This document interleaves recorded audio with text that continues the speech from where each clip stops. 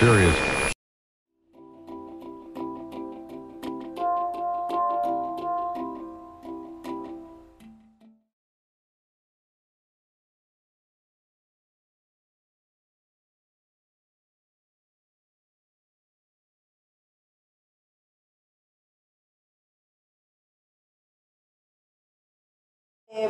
I will just say, I wanted to say something about curatorial practices, but I won't, because I think Jose will say everything we need.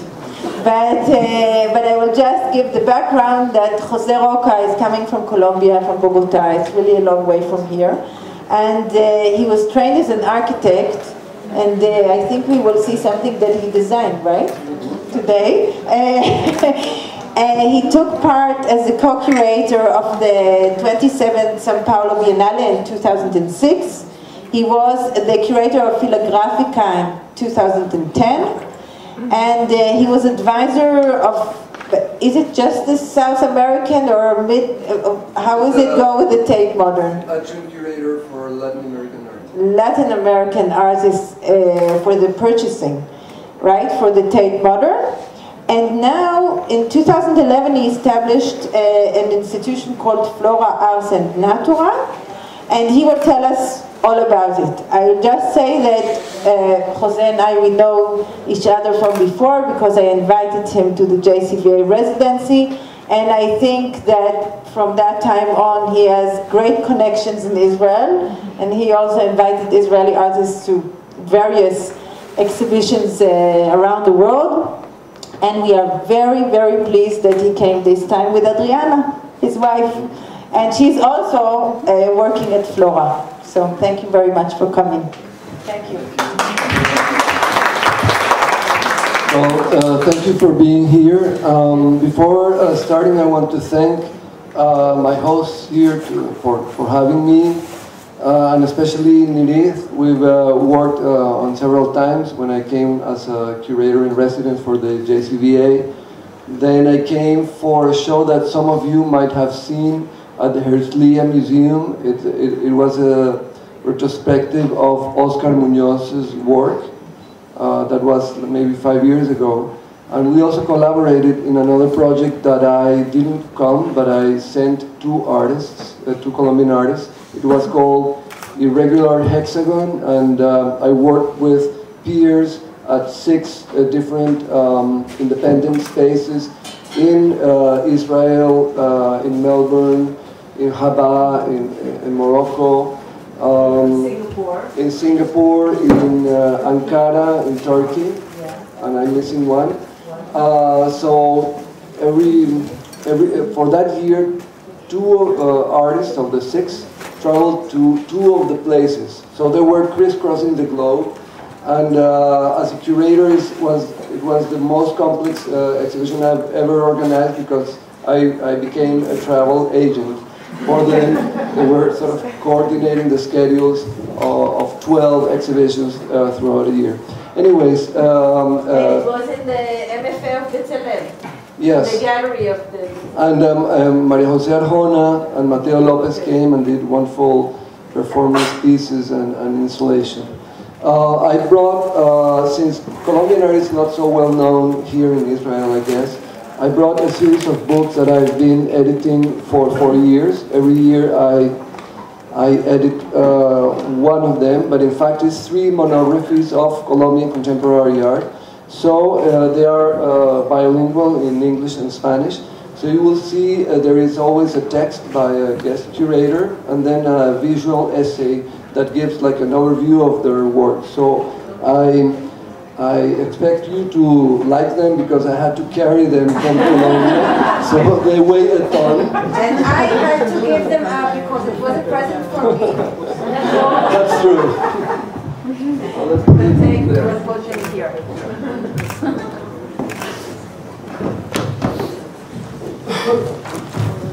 So Nirith asked me to talk about curatorial practice, and I thought that I would give an overview of some of the works that I've done in the past, but focusing on how working in the arts has changed my perception of what has to be done as a curator. because when I started out, I was an architect, then I moved on to exhibition design, then I moved on to organizing exhibitions, and then later on in my life, I started curating. And when I was starting curating, I wanted to become a curator. I didn't know exactly what it was, but I knew it meant dressing in black and traveling everywhere, and it was so exciting. And I wanted to curate things, but then after a while I realized I've come to understand what it is really. So I worked for many years at a state-funded museum in Colombia, in Bogota, and at a point I realized that I wasn't getting any emotional connection with the artists that were presented, because I was organizing 24 or more exhibitions a year, because we had 8 distinct spaces. So it was all working towards putting them together. And then when the artist and the curator came, because I didn't curate most of the shows, they were traveling shows or shows that we commissioned, I had never the time to be with them. So I thought, what a lost opportunity. If I'm in the arts, it's because I want to be with the artists, and if I cannot, then what's the point? So it made me think of how, through curatorial practice, you can create community, and that is what I'm going to talk about right now.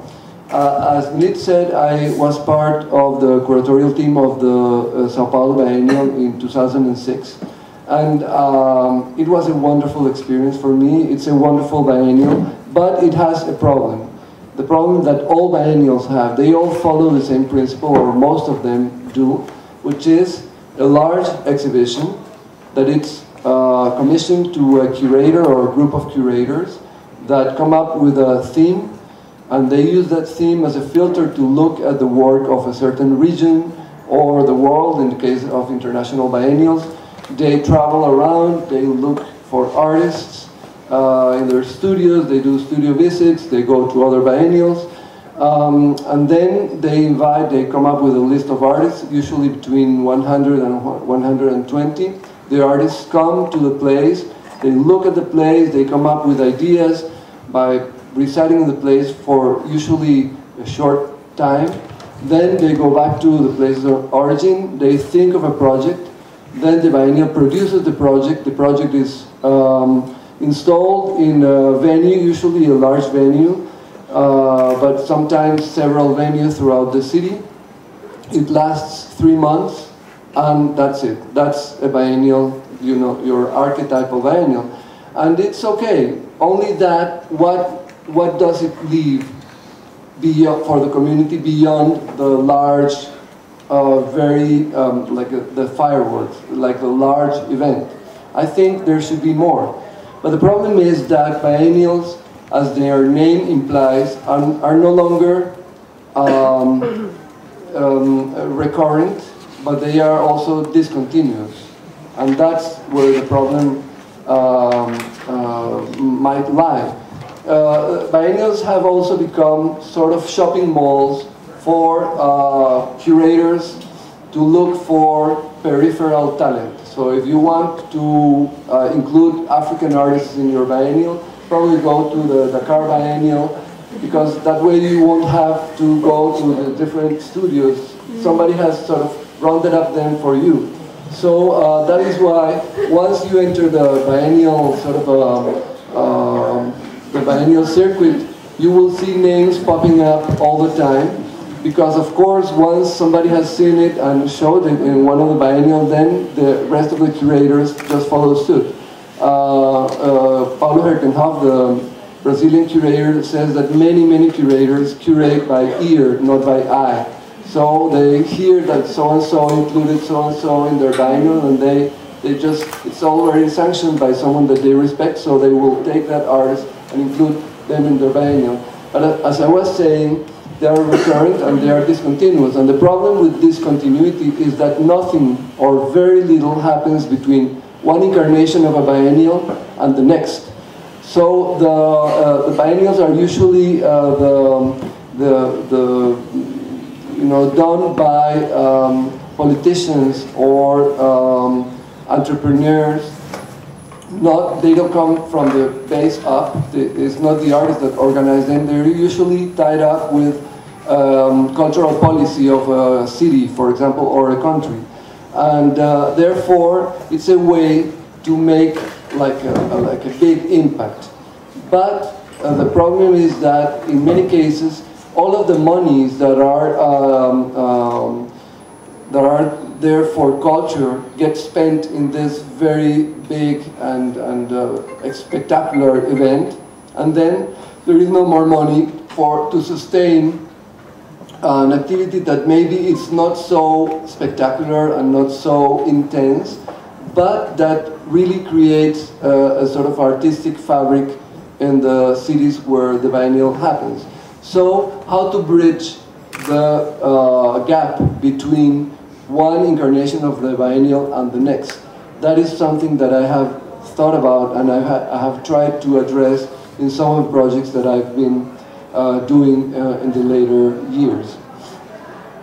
So I've done several biennial projects, 8 in fact, and it just so coincided that I was invited to do the 8th Mercosur biennial. So I said, well, I will sort of put everything that I have thought about in this biennial. You know, all the criticizing that I've done to other biennials, including the ones that I have participated in, should be the layout to curate this particular biennial. So I wrote a 20-point text that is called it's like a decalogue, but it's duo decalogue because it's 20, and saying what a biennial shouldn't be for me. You know, it shouldn't be a library. You don't go to a biennial to read extensive books. It shouldn't be a cinema house. You don't go to a biennial to watch feature-length movies, because if you do that as a curator, you're telling the public that you don't respect them because you know they won't be able to see all of the videos that you have displayed there. And also you're disrespecting the artists because you know damn well that nobody will see their work in its entirety. So things like that. So there were 20 points. I invited 4 other curators to curate this with me, and we set out to do a project that would address the problems that we found in other events, similar events. So this is a blog. So we started like 2 years prior, doing research and putting everything on the web, on the blog, so that we were creating a public for the biennial. So by the time the biennial actually opened, people have read about all of our trips in Brazil and abroad. We made a small report of every studio visit that we did. So, and out of those artists that we visited, some of them made it to the final list, but at least the public could sort of follow our thought process. So, of course, when you have a $3.5 million event funded by local companies through a law that allows them to discharge that money from the money they should pay in taxes, as is in Brazil, then they expect to have the archetypal biennial, so the huge event. So we gave them that because it wasn't unavoidable. We should have had, we were expected to have a large show, and we did on the theme of geopoetics. So it was about geopolitics. This is Mercosur. Maybe you don't know, but Mercosur is the name of a free trade agreement in the south of Latin America. So, so it's a very strange name for a biennial. This is as if a biennial in the United States was called the NAFTA biennial. You know, it's very charged as a theme, and it's a long story why they named it like that. They wanted to tap on those resources, but then they never came. They were stuck with the name. Anyways, so the idea of nation was the main subject in this show, which was articulated in space in this 4 huge warehouses alongside the port. It was a very, very beautiful place, and so this is just the plans. I didn't bring any photos because I'm not talking about this exhibition in particular, but we did the let's say, the archetypal biennial there. So there were 3 like this, like 25 by 200 meters entrepot, warehouses on the port. But where the biennial really happened was here. Geopoetics is that component there, but we had many components. We have 7 components. Some of them were what I call the exhibition strategies, which were exhibitions, but with a twist. But we also had the activating strategies, which were meant to activate either the city of Porto Alegre or the region of Rio Grande do Sul, which is the southern part of Brazil, or Brazil. You know, so they didn't necessarily end as an exhibition. They were strategies meant to activate the scene and to maintain it sort of strong. So I will describe briefly some of them. For example, travel notebooks was one of the components that tried to extend the action of the biennial in time and in space. So this happened maybe 6 months prior to the opening of the biennial. We invited 9 artists and asked them to choose a historic route of penetration that was done by the first settlers there, or the wave of immigration, the German or Italian waves of immigration in the 19th century, or a particular travel route that someone had taken at its given point. So they would take the sort of the character of a traveler, like a scientific traveler of the 19th century, and then they would do the trip however they found it fit. It could have been by foot, by bike, by car. For example, Mateo Lopez did like a long trip in a motorcycle, and the idea was that they would be doing their travel notebooks. You know, they would be doing notes and drawings, but not every artist does that. Some of them do videos, some of them collect things, etc., etc. So the idea was that at the end of their trip, they would do a small exhibition on a small museum, or big if there was, but there were none because these were small towns in that region. So 9 places in the region of Rio Grande do Sul, which is the southern part of Brazil, had a small show with the process of this artist 6 months prior to the opening of the biennial. Then they continued to work, and we put together the finalized work 6 months after as a distinct component of the biennial that was called Travel Notebooks. We also had this part that it was called in Portuguese, Cidade Não Vista, which means unseen city. And it consisted of 9 places, let's say landmarks. But these landmarks could be anything from like an unused chimney that everybody has seen but nobody has really entered, that was near the port, or the old astronomical observatory, or it could be like that, like architectural landmarks. But it could also be this guy that turned his garage in a used book store and is a small landmark for that community. So we asked artists to intervene in these places with works that were not visual. They could be either sound or smell, or because the idea was to activate the place and to make the public see not the art, well, of course the art, experience it, but especially the place. So, as an example, well, we have in Porto Alegre the 9 places there, and then we invited Tatsunishi, who's an artist that we both know and have worked with him in the past.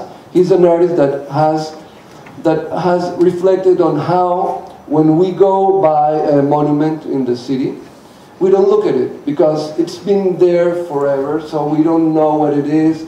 We don't know who the monument is commemorating. You know, it's someone with a sword on a horse, and it's probably, you know, from the independence or whatever, but nobody really looks at them. And these statues tend to be enormous. But since they are meant to be seen from, you know, looking up, so you never realize their size and their scale. So what he does is to create an enclosure that brings the viewer next, you know, in close relation to the landmark, and then you can have another experience of the landmark. So in this case, it was the mayor's office, a very beautiful 19th century building, and there were those two busts and that seal and a clock. So then we created this scaffolding that allowed people to go up to a room, and once you were in the room, well, that was like the headboard of the bed was the facade, and then you had another sort of view of the building. We had another of these activation strategies that we called continentes, or continents. What we did was to find 3 independent spaces, one in Porto Alegre, one in Santa Maria, and the other one in Pelotas, in 3 nearby cities, towns, and then gave them a grant so they would be hosting another independent space from other place in Latin America. So, for example, Cero Inspiración in Quito, which was now defunct independent space in Ecuador, for 1 month had a place in Porto Alegre, and they would do their program in Porto Alegre instead of doing it in Quito. That created a lot of visibility for the artists and for the activity that they did, and it also created a lot of networks, because they started collaborating in this project, and they continued collaborating afterwards. So after 1 month, then Cero Inspiración went back to Ecuador, and Diablo Rosso came from Panama, and they repeated the process. And that in 3 different places, so 9 independent spaces were sort of getting to know each other and collaborating, and the collaboration has continued to now. So that's one of them. We also had a show. This is a guest curator show. I commissioned a very important art historian and curator from Brazil. She is incredible. She was 80 when I invited her, and she said, I'm not sure if I can do it because I have some back pain. And I thought it was a way to sort of, you know, politely tell me no. But when I went to Sao Paulo to convince her, she had already, you know, she didn't have the back pain anymore, but she had like this thing that you put, yeah, like the collar. It was real. She said, I think I'm feeling good now, so I will do it. So she traveled with 9 artists to different regions in Brazil, in Rio Grande do Sul, because my commission was, I want you to create a show about the landscape of Rio Grande do Sul, the cultural landscape. So it could include cartography from the different museums in the region, small museums here and there, elements from the different waves of immigration, landscape painting, objects from archaeological museums, and contemporary art, all mixed. Because I was inspired by this show that I saw in Venice in 2007 called Artempo at the Fortuny Palace, which was that a mix of things, magnificent things around the theme of time. Anyway, she did a wonderful project. Only one artist couldn't travel with her, which was Gal Weinstein, because he was having a huge show at the same time. So she proposed, what if you travel through Google Maps to the area that you were supposed to go to? He did, and he came up with this piece that is similar to the one that was shown at Herzliya some years, and a variation of this idea will be shown at the Israeli Pavilion in a couple of months in Venice. And I had a solo show of Eugenio Dittborn, an artist that has worked a lot with the idea of the airmail paintings that are mailed to the place where he is invited, and thus they act as a Trojan horse, colonizing from the periphery the centers, and then they are always shown with those envelopes that are the condition of possibility of those works, because that's the way they travel, and they have the travel history of each painting. He has been making them since the late 80s, and they have been traveling all around. And then once they've colonized the center, they are folded again, and they continue their trip somewhere else. So I did his retrospective there. But then there is another issue, is that there are few,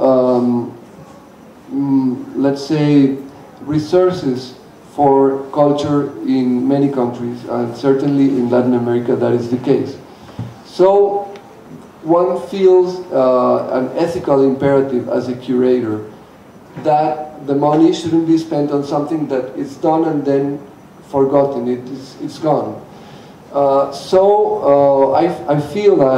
deeply feel that the role of the curator should involve creating or consolidating local infrastructure. So biennials have a lot of money because it's easy to convince a politician to give a lot of money for something that will have thousands of visitors. It's more difficult to convince someone to give less money to have a show of an artist that is not so well known, but that's what you should do. If you don't support the emerging artists, that you won't have the stars in 30 years.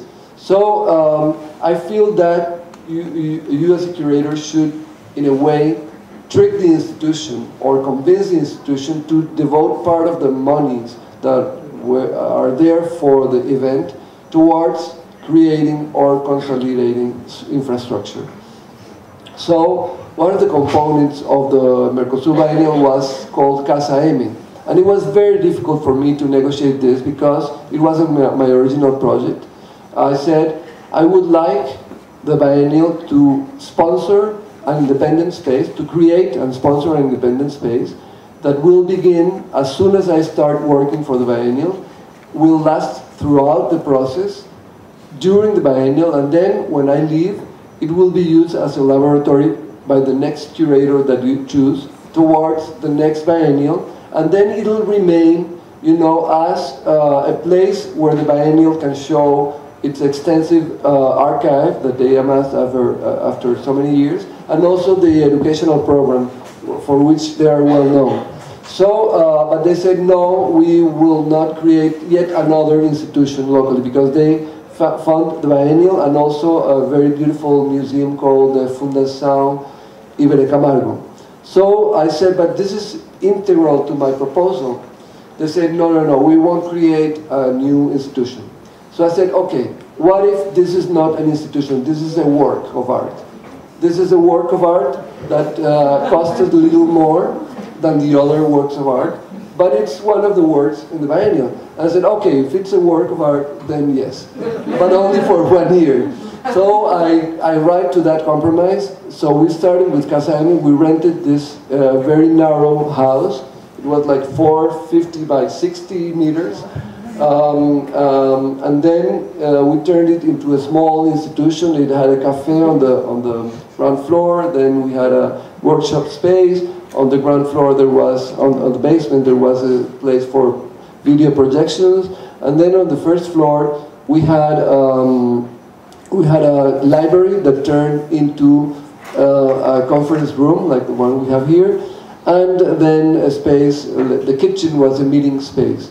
And it really worked very well.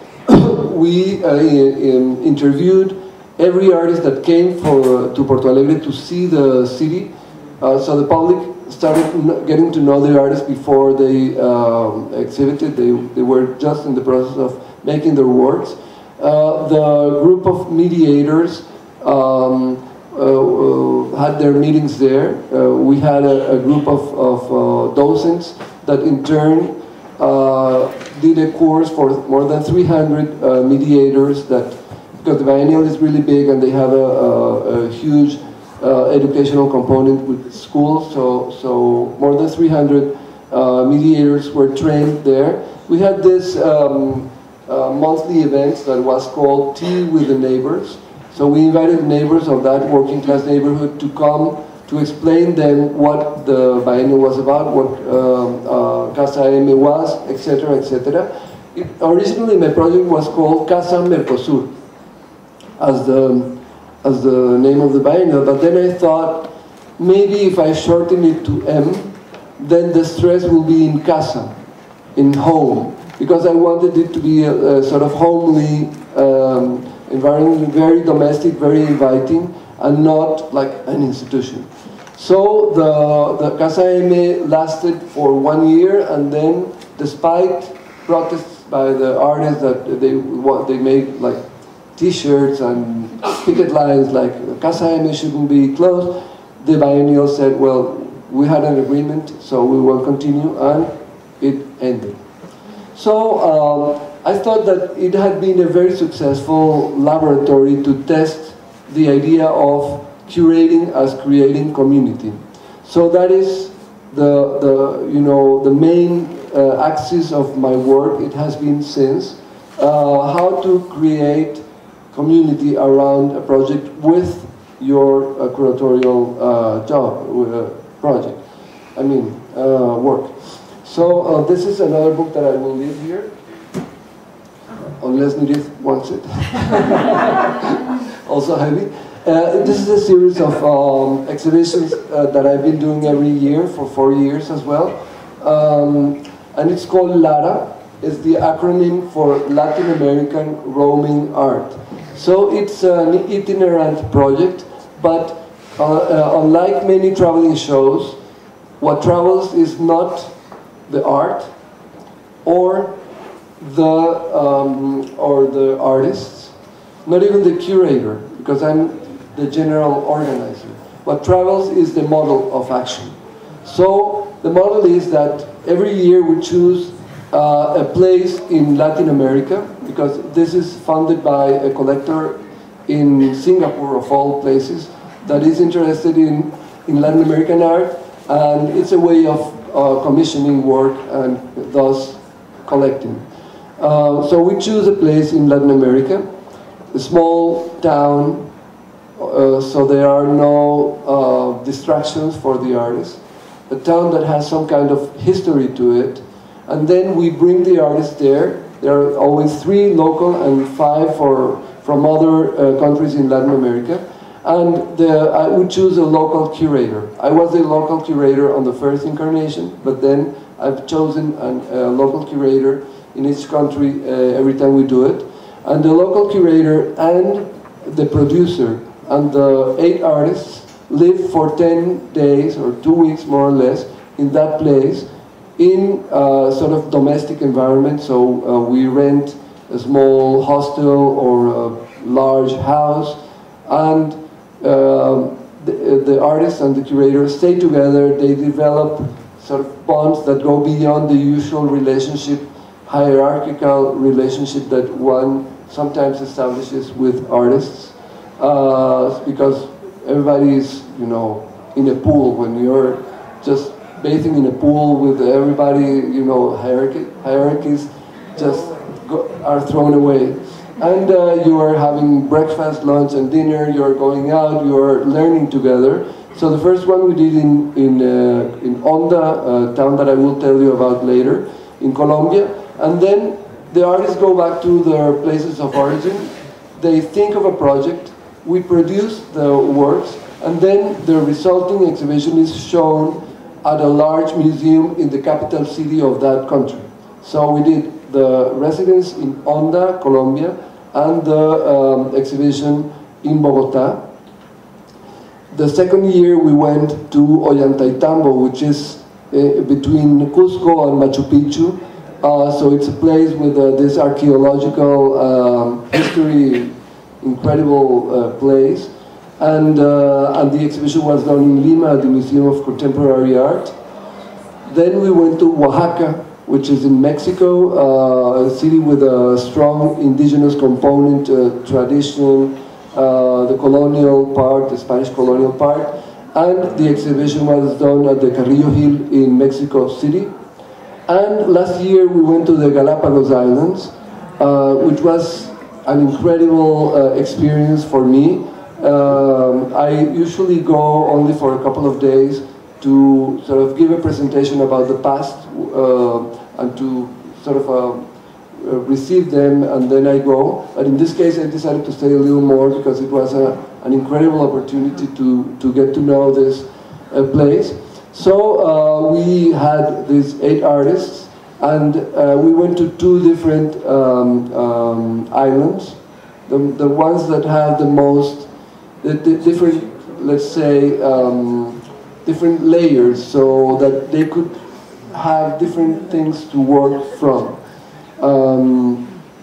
Well, the Galapagos is a really outlandish place with landscapes that are nowhere else.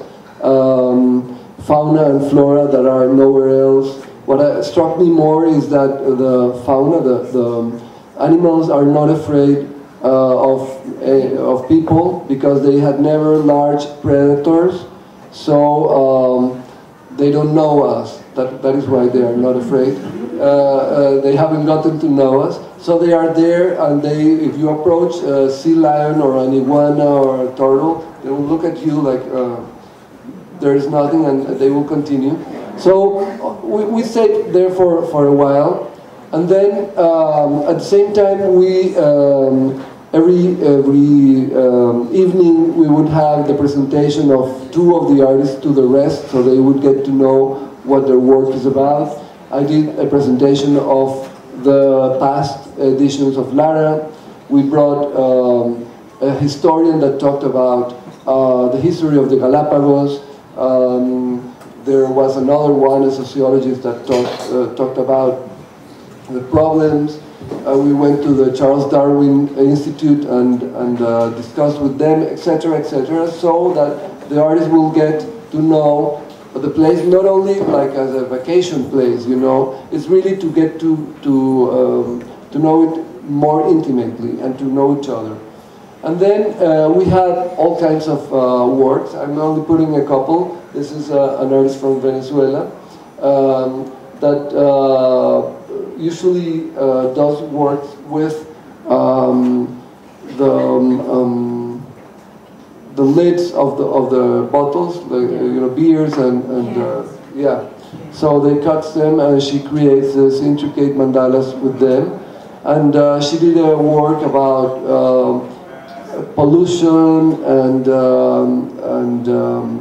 the culture of signs, of popular signs in Galapagos, in the populated islands, and also this sort of surfing boards, because surfing is also something that you see a lot there. We also had Manuela Rivadeneira, an artist from the previous one was Elias Karate. This is an artist from Ecuador living in London, and she was struck by this story that that they told us, that when the pirates and the buccaneers came there, because it was a stop in their route, turtles were so abundant that they were like everywhere. There were millions of them, and then they quickly learned that a turtle can last without food or water for up to 6 months. So they would bring them on board upside down. They couldn't move, they couldn't right themselves, so they were like a refrigerator. So they were there dying for 6 months until they needed to eat them, so they would be killing them. But she was struck by this idea of knowing that you will die with so many times in advance and not being able to do anything. So out of this, she did this beautiful project with an engineer, folding cardboard to create this, the shells of the turtles that were put in relation to that black flag that had a text that said, don't don't pick up this man because he's 100 times a criminal, which has to do with someone that was a sort of the owner of one of the lands, and he became like a king, a ruthless king, and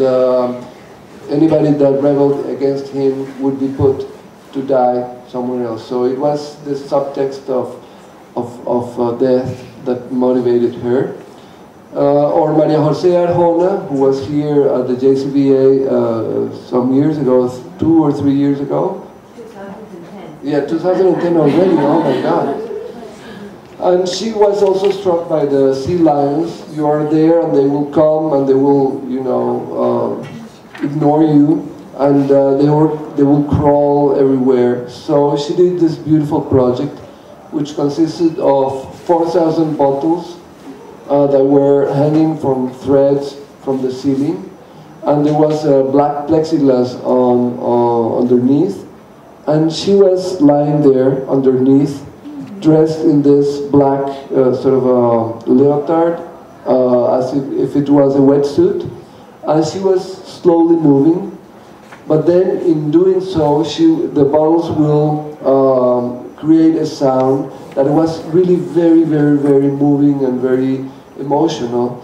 And since the plexiglass reflected, you know, the bottles, every time she went up between the bottles, it looked as if she was diving inside the floor. It was a very powerful effect.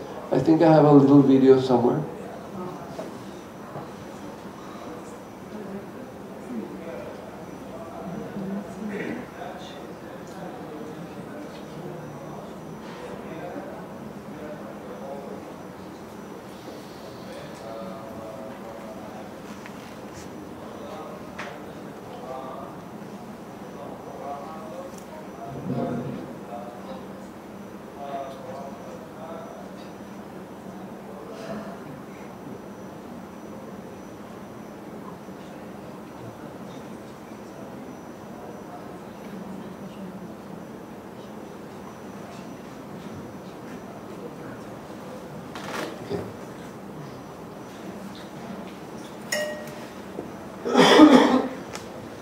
So that's Lara, as an example of how to create a project that creates a small community, in this case between the artists themselves that have continued to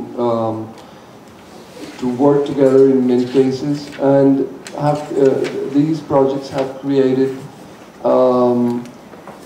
lasting relationships beyond just showing together. But of course it's limited to the small community that was formed during the residency. So I thought that maybe we could expand that in our next project, and I say us because it's done with Adriana, my wife.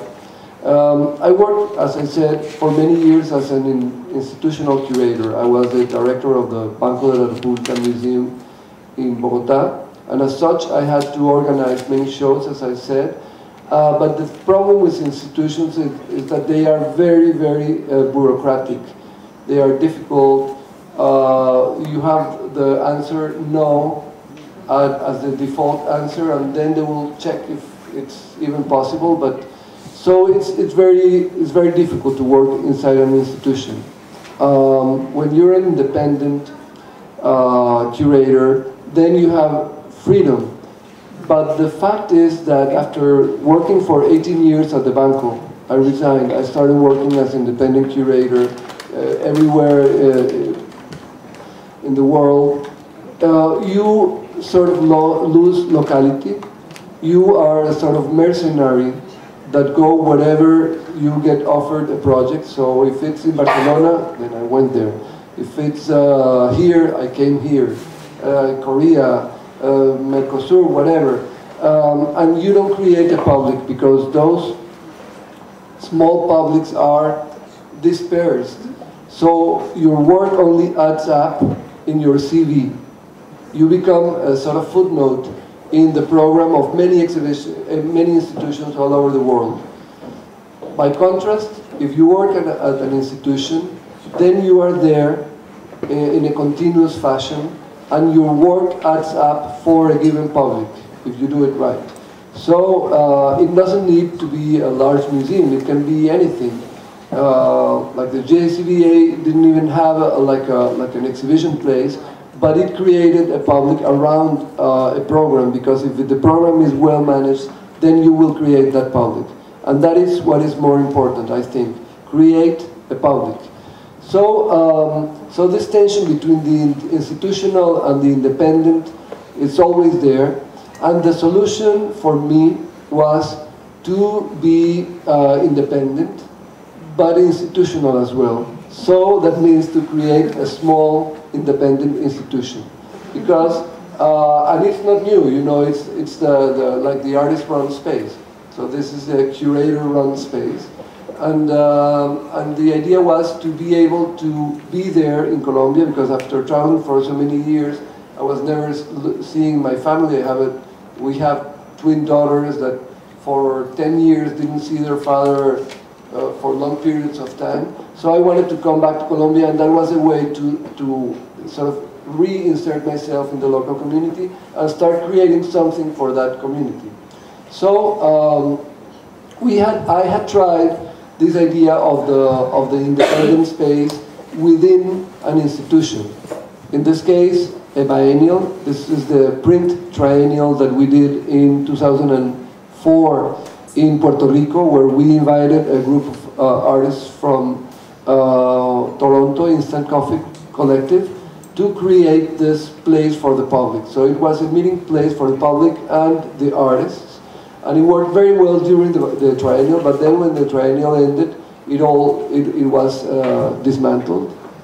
Then I tried it at the Encuentro de Medellín, which was an event that has continued to happen. I did the first one in 2007. And it's done every 4 years, so they've done it in 2011 and 15. And it's a sort of large biennial event that lasts longer than their typical biennial, and it's dispersed in the city so that it will activate different spaces in the city. But one thing that we did from the get-go was to create a space, like a lab space, like the Casa M that I just referred to.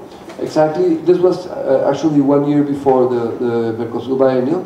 So we invited an artist to create the furniture in pine, very simple, tables, vitrines, and this sort of sofas in wood. And it looked very clean at first, but then as we progressed in the curatorial project, we invited artists, we interviewed them, they gave workshops. Then the space was reconfigured all the time. And it worked really very well during the Encuentro de Medellín, during the 6 months that it lasted. But then little by little, the Casa del Encuentro, as it was named, was dismantled, and we lost it again. So 3 occasions where something is created, works well, but then since it's attached to an institution or an event, it's like a parasite. You know, it thrives off the body that it's parasiting, but when the body dies, it dies as well. So Casa M, I already talked about it. So we said, well, then we will do it ourselves. We won't do it attached to any institution or event. We have to do it ourselves. It might be more difficult because then you don't have the support of the institution, the framework that always supports you. But we will have the freedom of doing it like we envision it. So we created this small space called Flora. And the second part, Ars Natura, is because it could have been just a space for art, contemporary art. But Adriana's passion is nature, hiking, and it's something, she's a lawyer, but it's something that is very close to her heart. And in my own curatorial projects, I've done many regarding the relations between art and nature, between botanics and politics. For example, I did a show at the Caixa in Barcelona many years ago. I did all the part in the Sao Paulo Biennial that pertained of artists doing residencies in the Amazon jungle. Marjetica Potrich, who came here, did a wonderful project with us.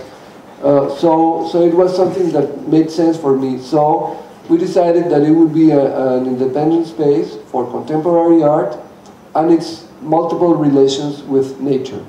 So what we did was to find a house. We found that little house alongside the taller yellow building. The only one that we could afford. It was in a working class neighborhood, not very dangerous, but not very, let's say, residential. But it was the only one that we could afford, so we bought it, and with our savings, and turned it into this space. So we built another floor.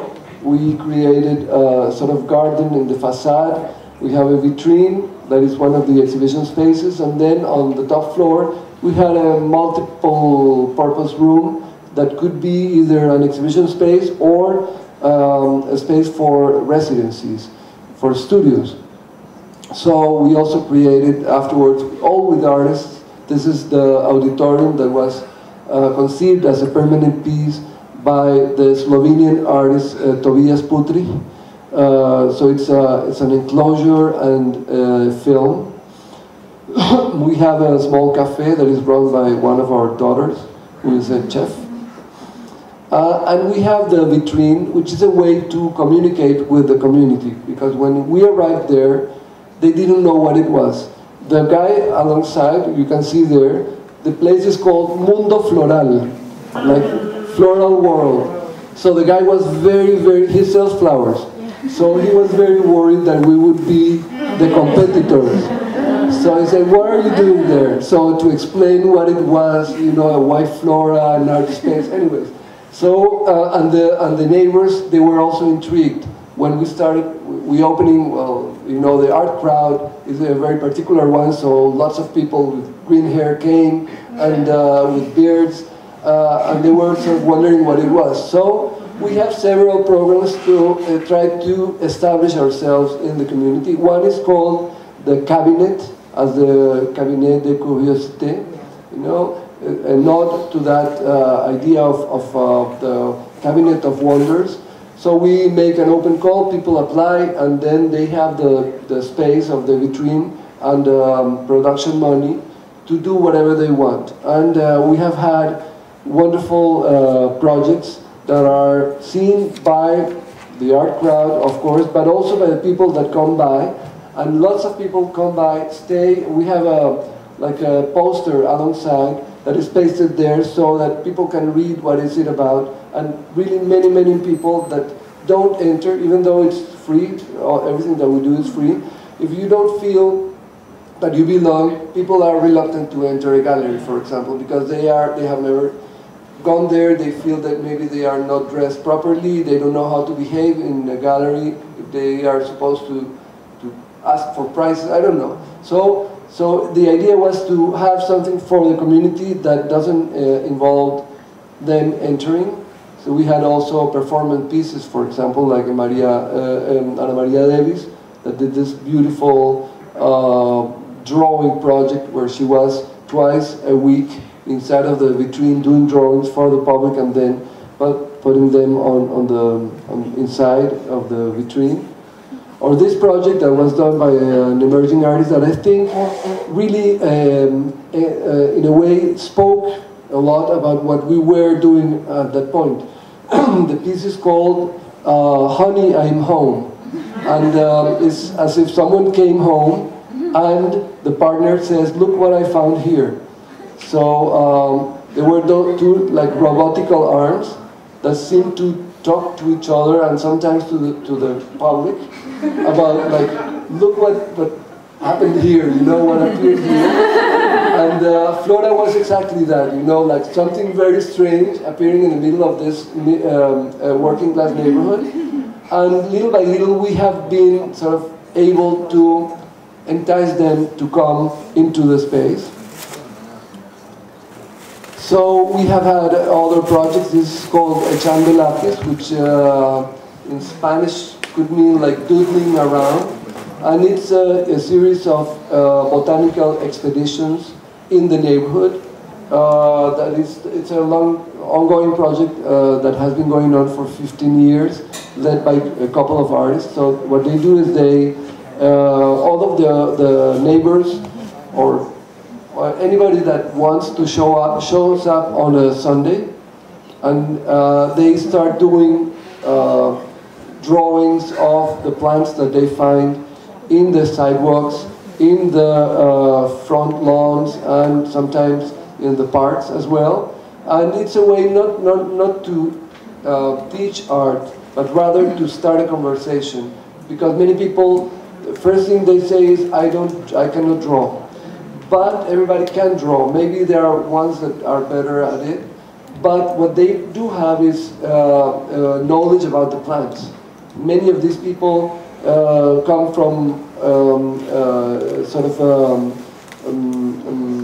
campesino background, from agricultural background, that they really know, and the older women know the use of the plants for medicinal purposes and so on. So it really creates and created, because we did it for 3 years, this project, an interest in what we were doing. And we also have every other month, like we did in Porto Alegre, it's called Chocolate with the Neighbors. In Bogota, we don't drink tea at 5, we drink hot chocolate with the pastries. So we invite them to have a chocolate, and then they talk about their concerns, we show them the exhibitions. Right now we're thinking about planting trees in the neighborhood, because there are none. Because in lower income neighborhoods in Colombia, in Bogota, they cut down the trees to use the sidewalks. And so the richer neighborhoods have beautiful trees, and the lower income neighborhoods are barren. So we are trying to work with the botanical garden and the neighbors to create urban planting. So Flora was Casa Flora, which I just showed. But since we were doing this as a family project, we said, well, we have that sort of summer home that we have been, we had bought like 10 years prior. Why don't we put it to a better use? Because it's 4 hours from Bogota, so it's not close to go for a weekend. So we only went for long weekends or holidays. So the part of the time the house was unused. So we said, let's do this. We will bring artists to Onda, to that country home, for periods of 1 month, so they sort of get to know it.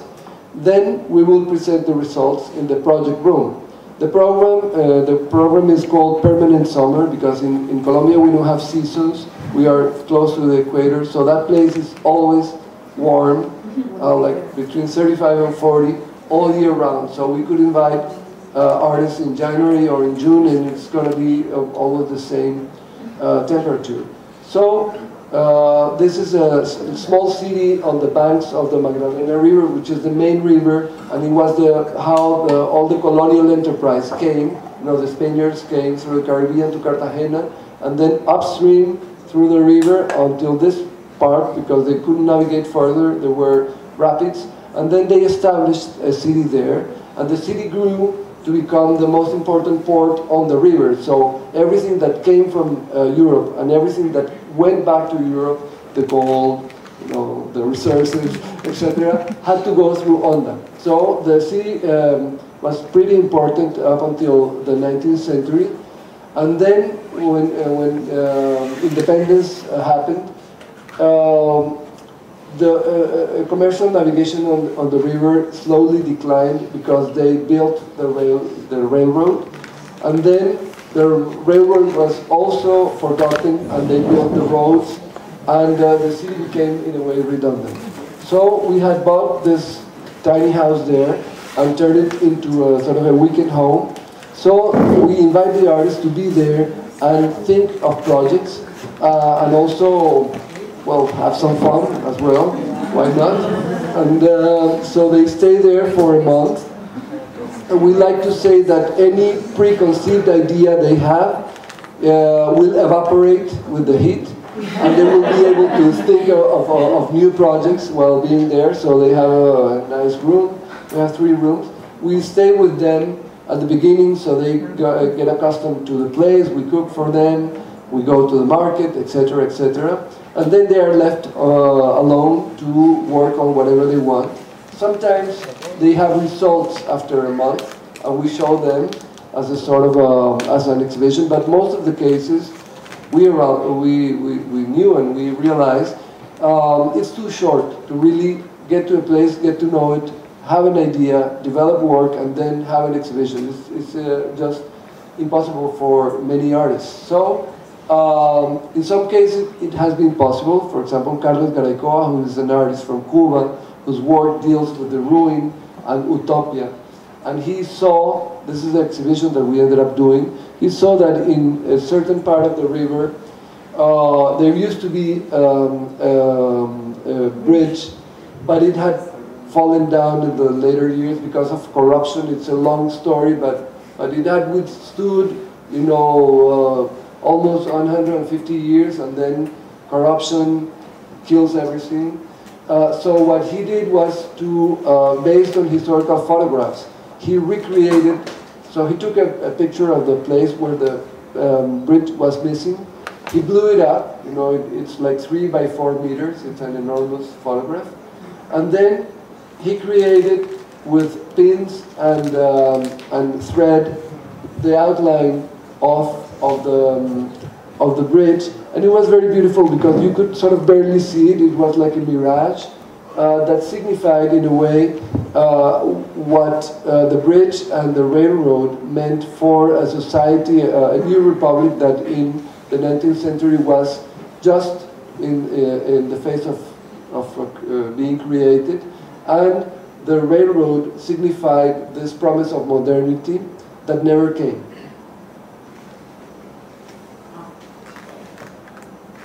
Or Max Gomez-Canle, he's a painter from Argentina that did this also very beautiful project. He copied several historical views of the Magdalena River that he found in museums in Bogota. This is an engraving by Humboldt, the famous German explorer. And then he painted it on a piece of cardboard, cut it out, and then used history to look at the present state of the river from the same angle that Humboldt had used to depict the landscape. So, and he did that with several other historical paintings, using painting to look at today. And we also presented projects that are not necessarily art, like this 7-year research done in the Amazon jungle about the pigments that are used to dye textiles. So it was more an ethnobotanics project than an art one, but it worked very well in our context. So we are not closed to art. It could be anything that sort of sheds light on nature as well. We are currently having an architect, that he's more like a conceptual architect than properly an architect. And he is doing, as we speak, he's producing a series of pieces that bring awareness of topography and climate in Onda. So it involves like, I don't know, like 1,000 fly swatters that will become like a rotating thing. Well, he's doing it right now. We also show from time to time works that were not conceived for us, but that are relevant for this relationship between art and nature, like Doris Salcedo's Plegaria Muda. I understand that she will have a large show here in Israel, soon. So it was important because she hadn't shown in Colombia for more than 20 years in a museum space. Because for many reasons. So for the Colombian public, especially the younger generations, they had never seen her work. We all know her. She's one of the top artists in Colombia, and I would say in the world. But her main works have happened elsewhere. One of the has monographs. the work presented now at the Israel Museum. There's no place like home. Okay, well, you should take a look at it because she's an amazing Great. artist. Yeah. And one of the monographies that I brought, I did it last year, 2 years ago, is about her. So then on the top floor we divided it in 4 to create 4 distinct sort of corners to have 4 artists in residence. Only that these artists didn't come for 1 month but 1 year. And it became evident after a while that they were getting much more out of the experience than the ones that came only for 1 month. So we decided that that was the way to go. So we started sort of looking here and there for resources that would enable us to do open calls that artists would apply to, and then the ones that got chosen would get space for 1 year, and the curatorial accompaniment of me as a director of Flora and the curator in residence. So they would have the space to work and they would have someone to talk to them throughout the year. And it worked well.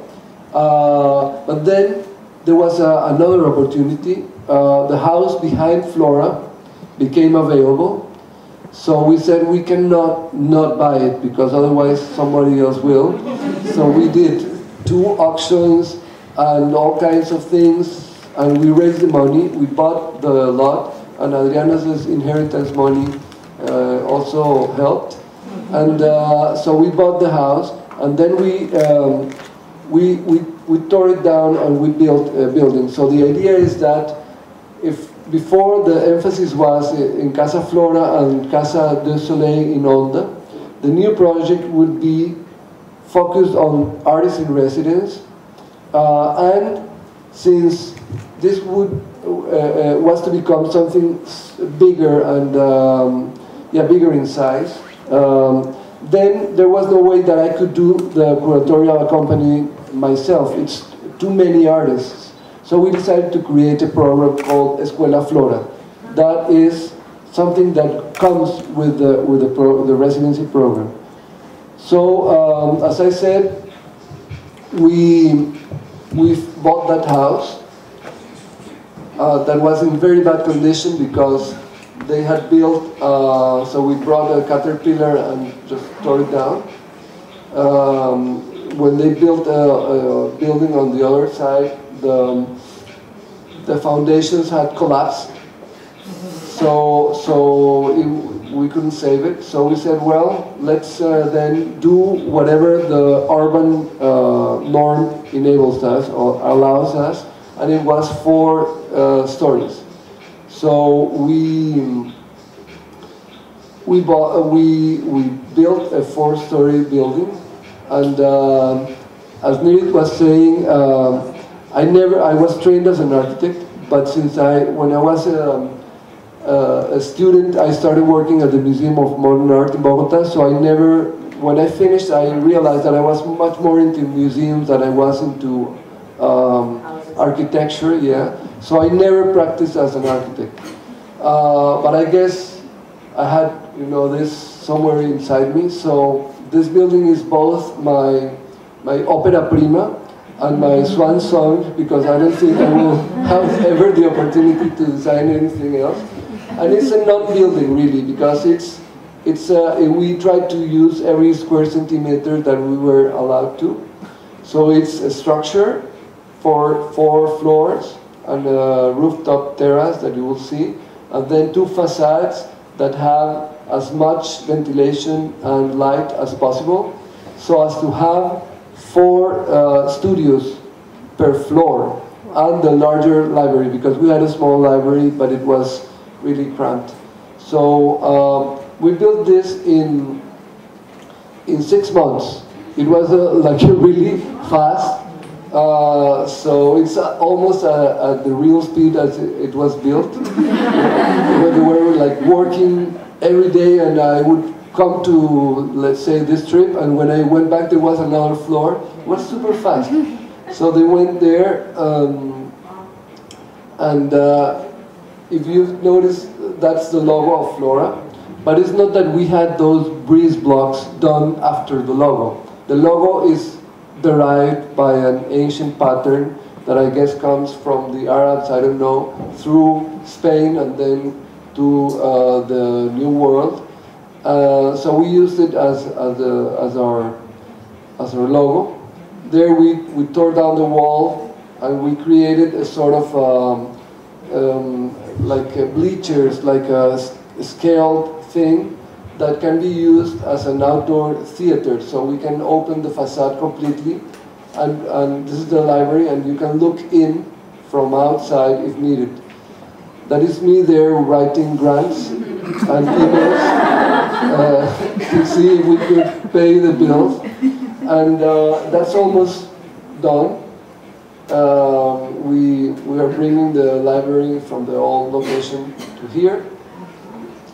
And then this is how it looks when it's in workshop mode. And on the top floor, we are creating a garden. So, as I said, it couldn't be done. I mean, we couldn't just leave them there on their studios working on their own. We had to come up with something else. So these are the two buildings, the original house with the third floor, and then the new building that has 4. And they are joined by the garden. And that's the library when it opened. And then the studios are not so big, but big enough for an artist to develop their work. And what we do is we find sponsors in Colombia and abroad, both institutional and individuals, that will want to support either an artist, period, or an artist from a region that they hold dear to their heart. For example, a curator from Argentina gives a grant to artists from Argentina and Uruguay. A curator from Costa Rica, a collector. Oh, I hope a curator would have the money to do it. No, a collector from Costa Rica gives a grant to an artist from Central America. And we do open calls. And of course, for example, the British Council for a British artist, the Spanish Cultural Agency for Spanish artists, and so on and so forth. And we are working hard here to see if there is a way to bring one of you next year to Colombia.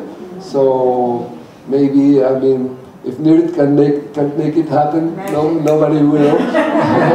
So, and then we make an open call. People apply. Those that can apply.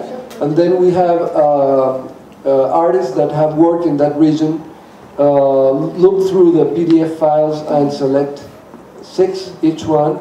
We cross the lists and we select 10, the ones that have the most votes.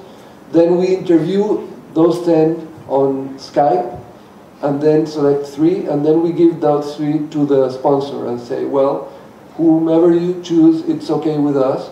Sometimes they say, no, you choose, or they choose one because they like more of the work or whatever. And that is the way we choose the artists.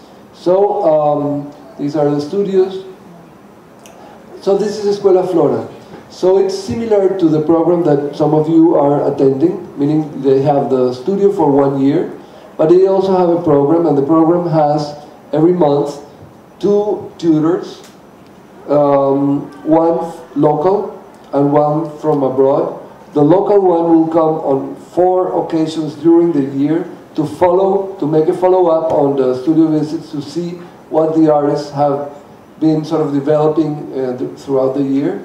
The guest tutors only come for 1 week, and they do studio visits to all of the 24 artists that we have, and a seminar, a 3-session seminar on the theme of their choosing. So it's not about art and nature in this case, because we thought it could be too sort of narrow. So we invite tutors. They can be curators, artists, art historians, sometimes historians, botanists, book designers, and they give seminars on topic that they really like, and so there is no hierarchy there. So for example, that is Tania Candiani, an artist from Mexico, that did a wonderful workshop. So we have an average between 25 and 30 tutors a year. And we also have a reading seminar that they organize amongst themselves. So that is something that we encourage, but we don't organize ourselves. We have what we call Clínica de Proyectos, which is a group crits that they do among themselves. Every month, they will, 2 or 3 of them will show their work to the others and to be criticized. And we also have elders from different indigenous communities in Colombia come and talk about their myths of creation, because we didn't want all the thinking to be Western. So we try to mix also local knowledge, because it's important really, if you're in Colombia, well, to sort of tap on those resources. And every time we learn of someone interesting that is coming to Bogota, then we try to bring them to talk about their work, even if it doesn't have to do directly with art. But it's always enlightening to see what other people are up to. And we, every 2 months, Adriana organizes a field trip to a nearby place, sometimes not so nearby. It's a complex logistics, but we go to the Páramos, we go to the Sierra, we go to visit a mamo in a community, and that person will sort of talk about whatever they do, etc. And we don't have an exhibition as such, but we have open studios 3 times a year, one in June, one in October, that coincides with the local art fair, and one in December, which is the closing one. And that gives the artists a lot of exposure. Many people are coming to Colombia right now. I mean art people. So they all go to Flora because it's one of the places in the city. And so they get that exposure as well, and has been very fruitful. This is our 2nd year, so the program has only been on for 1 year, and the ones that arrived in January and February are the 2nd year. So it's really just starting, but the results of the first one were very, very good. And as a closing, I would like to show you, we are currently doing Communal Garden. There is an artist from Bogota, Nicolas Paris, who creates sculptures and environments that look like sculptures, but in reality they are teaching tools. So we are creating this garden with him as a sort of teaching tool to teach gardening and botanics. And we are currently working with volunteers, with some people of the community, and it will be developed throughout the year. So just to close, I wanted to thank Nirith, also Nicola, for having me here, to you for attending the talk, and to some of you that I visited yesterday for sharing with me your work. And I hope that this idea of having a grant for an Israeli artist comes to fruition, and maybe some of you will be with us, or this one, next year. Thank you very much.